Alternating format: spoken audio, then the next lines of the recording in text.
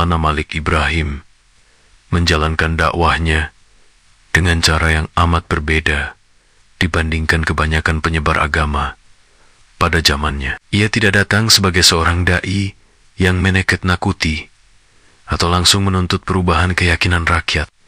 Ia hadir di tengah masyarakat Jawa dengan hati yang lembut, senyum yang teduh, dan ilmu pengetahuan yang luas. Metode dakwahnya berfokus pada pendekatan sosial humanis. Ia menilai bahwa manusia Jawa saat itu sangat erat dengan alam, ladang, dan kehidupan keseharian yang keras. Karena itu, jika ingin membawa ajaran tauhid kepada mereka, maka harus dimulai dari menyentuh kebutuhan mendasar mereka terlebih dahulu. Pada awal kedatangannya di Pelabuhan Gresik, ia banyak mendengar keluhan para petani tentang sulitnya menanam padi. Tanah utara Jawa banyak yang mengandung garam karena air laut pasang sering masuk ke sawah mereka. Akibatnya, tanaman padi mati sebelum berbulir. Jikapun berhasil tumbuh, hasilnya tidak seberapa dan cepat habis karena harus dibagi dengan pajak kerajaan. Melihat keadaan ini, Maulana Malik Ibrahim tidak hanya memberi mereka kata-kata sabar dan doa, tetapi juga ilmu nyata untuk mengubah kehidupan mereka. Ia mengajarkan cara bercocok tanam padi gogo, yaitu varietas padi yang tumbuh baik di tanah kering dengan air sedikit. Selain itu, ia juga memperkenalkan pola tanam tumpang sari palawija, seperti kacang tanah, jagung, dan ubi yang bisa memulihkan kesuburan tanah, menghindari hama, dan menambah penghasilan petani di luar musim panen padi. Para petani awalnya ragu dan takut mencoba cara baru. Namun, dengan kesabaran, Maulana Malik Ibrahim turun langsung ke sawah bersama mereka. Ia menggali parit, menanam benih, menyiangi kulma, dan menunjukkan cara menutup saluran air saat air laut pasang agar garam tidak masuk ke tanah. Ia juga mengajarkan teknik menutup tanah dengan jerami kering untuk menjaga kelembaban dan kesuburan. Perlahan, para petani melihat hasilnya. Sawah yang dulu tandus berubah menjadi hijau. Padi tumbuh subur. Jagung dan kacang tanah dapat dipanen berkali-kali dalam setahun. Paceklik pun teratasi. Rakyat tidak lagi kelaparan, dan nama Maulana Malik Ibrahim dikenal luas sebagai wali pangreh pangan, yaitu wali yang menata urusan pangan rakyat. Gelar ini lahir bukan karena kehebatannya berceramah, melainkan karena kebaikannya yang menyelamatkan perut rakyat dari kelaparan selain bidang pertanian. Perjuangan Maulana Malik Ibrahim juga tampak dalam bidang kesehatan. Ia mendirikan tempat pengobatan gratis di rumahnya yang sederhana. Ketika matahari mulai condong ke barat, banyak rakyat miskin, petani, nelayan, dan pedagang kecil yang datang berbandong-bandong membawa anak atau orang tua mereka yang sakit. Ia meracik obat dari daun, akar, kulit kayu, bunga, dan rempah-rempah yang tumbuh subur di tanah Jawa. Ilmu pengobatan ini ia dapatkan saat belajar di Samarkand, Persia, dan Gujarat. Saat itu, ilmu pengobatan herbal dunia Islam berkembang pesat, memadukan ilmu kedokteran Yunani, Persia, dan tradisi lokal. Maulana Malik Ibrahim membawa pengetahuan tersebut ke tanah Jawa dan mengajarkan cara meracik obat-obatan sederhana kepada murid dan masyarakat. Penyakit yang paling sering ia tangani adalah penyakit kulit seperti kudis, kurap, gatal menahun, dan borok akibat sanitasi yang buruk. Selain itu, banyak juga penderita diare dan gangguan pencernaan karena mereka meminum air sungai yang tercemar limbah. Maulana Malik Ibrahim tidak hanya mengobati, tetapi juga memberikan edukasi kesehatan tentang pentingnya mencuci tangan sebelum makan, menutup makanan agar tidak dihinggapi lalat, menjemur kasur dan tikar agar kuman dan kutu mati, serta merebus air sebelum diminum. Edukasi sederhana ini membawa perubahan besar karena masyarakat mulai hidup lebih bersih dan terhindar dari penyakit. Ia juga mengobati para nelayan yang mengalami borok akibat air asin dengan ramuan kunyit, kelapa bakar, dan daun sirih. Bagi petani yang sering sakit perut karena air kotor, ia membuat ramuan jahe merah, kencur, dan madu hutan. Semua pasien yang datang diobati tanpa dipungut bayaran. Bahkan, mereka pulang dengan membawa doa dan nasihat akhlak dari beliau tentang kesabaran, syukur, dan keikhlasan dalam menjalani hidup.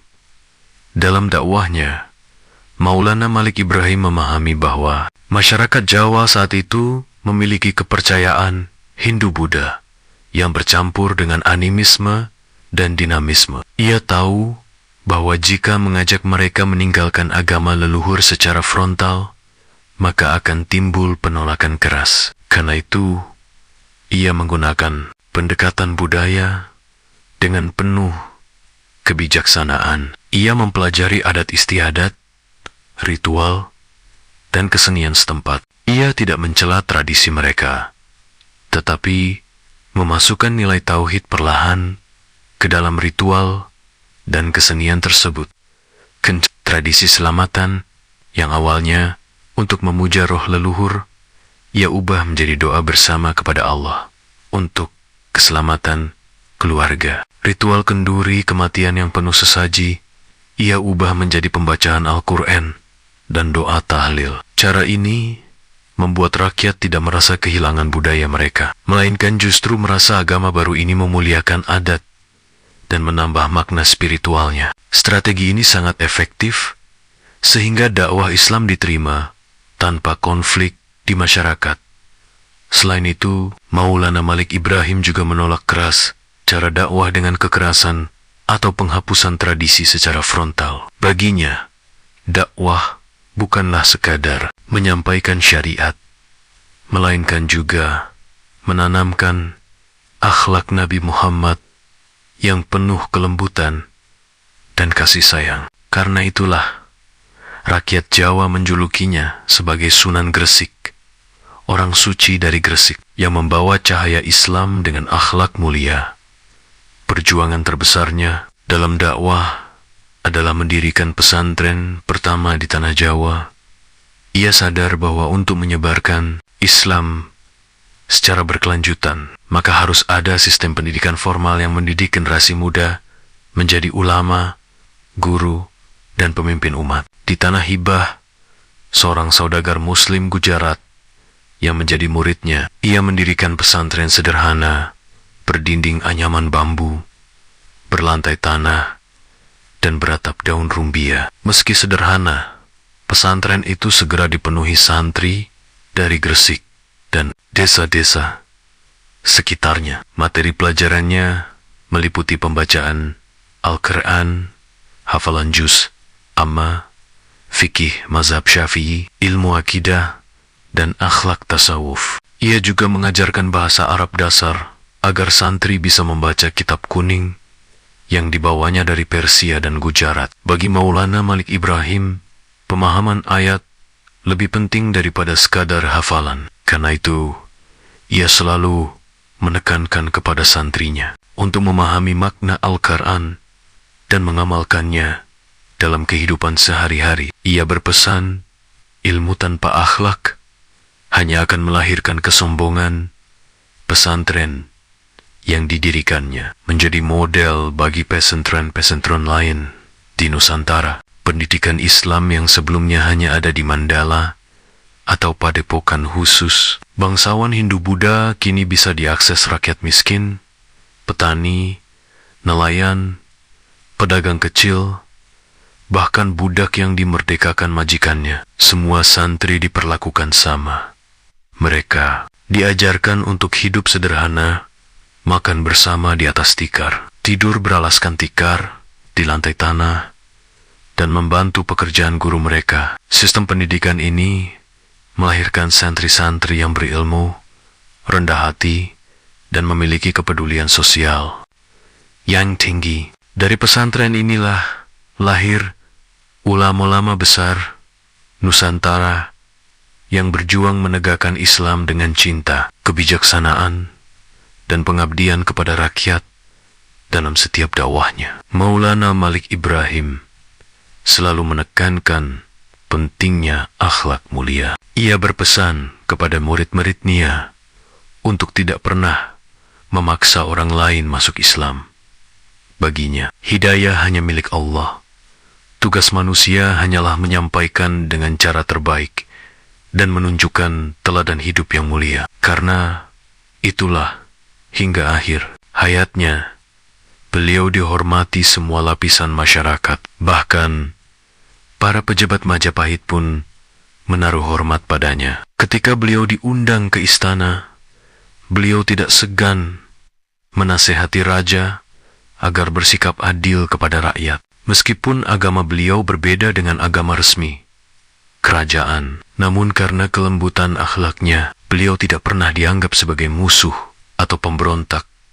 Selain membina rakyat Jawa, Maulana Malik Ibrahim juga aktif berdakwah kepada para saudagar asing yang datang ke pelabuhan Gresik. Banyak saudagar Gujarat, Persia, Arab, dan Campa yang awalnya hanya pedagang, kemudian menjadi murid dan ikut berdakwah ke wilayah lain. Jaringan murid dan santri inilah yang kelak menjadi jalur penyebaran Islam ke Tuban, Surabaya, Lamongan, Rembang, Demak, hingga ke pedalaman Jawa dan Sumatera. Dakwah beliau menyebar secara alami melalui perdagangan dan pendidikan. Ia selalu berpesan kepada muridnya agar menyampaikan Islam dengan kelembutan akhlak. Karena itulah inti dakwah Nabi Muhammad hingga wafatnya pada tahun 1419 Masehi. Maulana Malik Ibrahim tetap istiqomah, mengajar, mengobati rakyat menolong yang miskin, dan mendidik santri. Ia dimakamkan di Kampung Gapura, Gresik, dekat pesantrennya. Makam beliau kini menjadi pusat ziarah dan belajar sejarah dakwah Islam di Nusantara. Batu nisannya yang berkaligrafi Persia dan Arab menjadi saksi perjuangan seorang ulama besar yang menyeberangi benua demi menyalakan cahaya Islam di tanah Jawa. Dakwah dan perjuangannya menandai kebangkitan pendidikan, kesehatan, dan tatanan sosial yang lebih berkeadilan. Inilah warisan abadi Maulana Malik Ibrahim bagi umat Islam Nusantara.